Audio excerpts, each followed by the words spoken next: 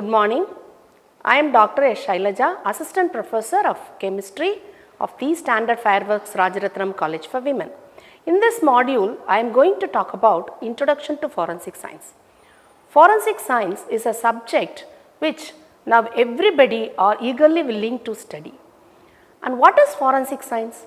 Actually, forensic science is a branch of science and it is a combination of science. It includes all the sciences under its topic. Now, the definition for the forensic science goes like this. It's a recognition, identification, individualization and evaluation of the physical evidence that is found in the crime scene. And the father of the forensic science is Dr. Edmund Locard, and he has propounded the theory of Locard's principle of exchange. And this is a statement of the Locard's exchange principle. Now, when we find an object in the crime scene, we have to first recognize the object and then we have to identify it. After identification of the object, we have to individualize the object and then evaluate the object to identify the correct victim.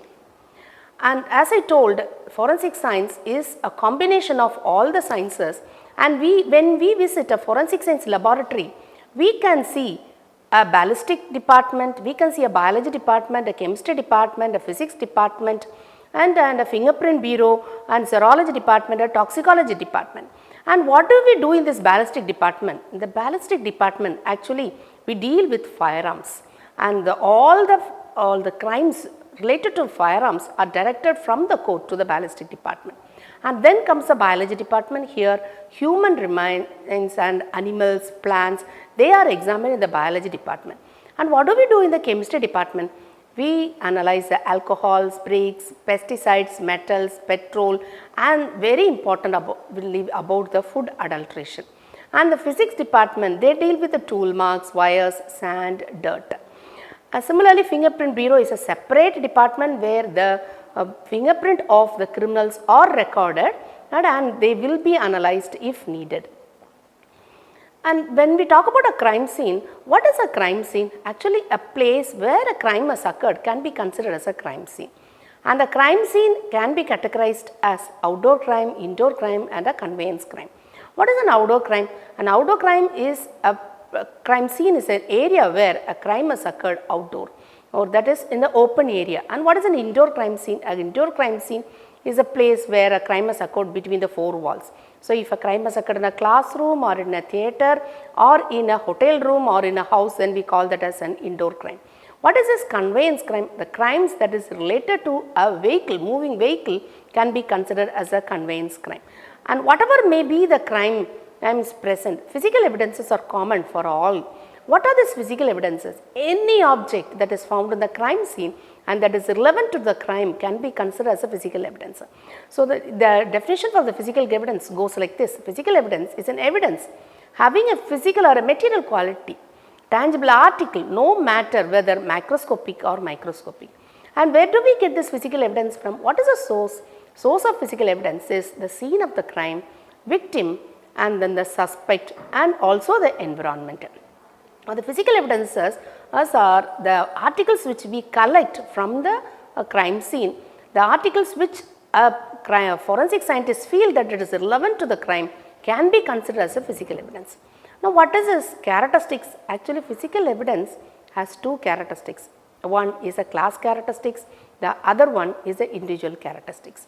Class characteristics are generally the characteristics which are possessed by many people. For example, if we have black hair, most of us have black hair. So, this is a class characteristics. If hair is the physical evidence which we have found in the crime scene. And when we go to the individual characteristics, fingerprint is an individual characteristics. Do you know why fingerprint is individual characteristic? Because the fingerprints are unique to a particular person, even they don't reoccur for your twins. And now, what are the types of physical evidence that we can collect in a crime scene? It is blood, semen and other physiological fluids of human. Glasses can be considered as physical evidence, fingerprints, hair, footprints, viscera and then tool marks, paint, explosives wires. So, everything the objects which we feel that this is relevant to the crime scene can be considered as a physical evidence. Now, how to identify this physical evidence and how to separate it and secure it from. So, the first and foremost duty of a forensic scientist when entering into a crime scene is to secure the crime scene. So, he has to isolate the crime scene from the public and secure. If that is not done, then they will lose lot of evidences in the crime scene. Generally, when we find a victim in a house, we see that relatives will be very close to the victim, they will be hugging them or crying, and all these things must be avoided, and this can be done only by the forensic scientist. So, the first and foremost duty of a forensic scientist is to secure the crime scene and isolate the crime scene. And after securing and isolating the crime scene, now we have to record the crime scene. How to record a crime scene? What are the things that we must do to record a crime scene? First and foremost, we have to record the date and time when the crime has occurred. Then the nature of the crime, what type of crime has occurred in the crime scene. Then location, where it has occurred, and the description. And I have given a figure by the side, and here this shows how to sketch a crime scene. And then name of the officers who were involved in the crime scene investigation must be recorded, and all the personnel's name must be included. And then you have to even record the climate, where at what the climate that has happened, that was there during when the crime scene is recorded, that even has to be recorded. Even if it is a rainy day, that has to be recorded as a rainy day. And these are some basic things that has to be recorded in a paper. Now we have to photograph and videograph the crime scene. How to photograph? It's not just taking a photograph just in the marriage hall.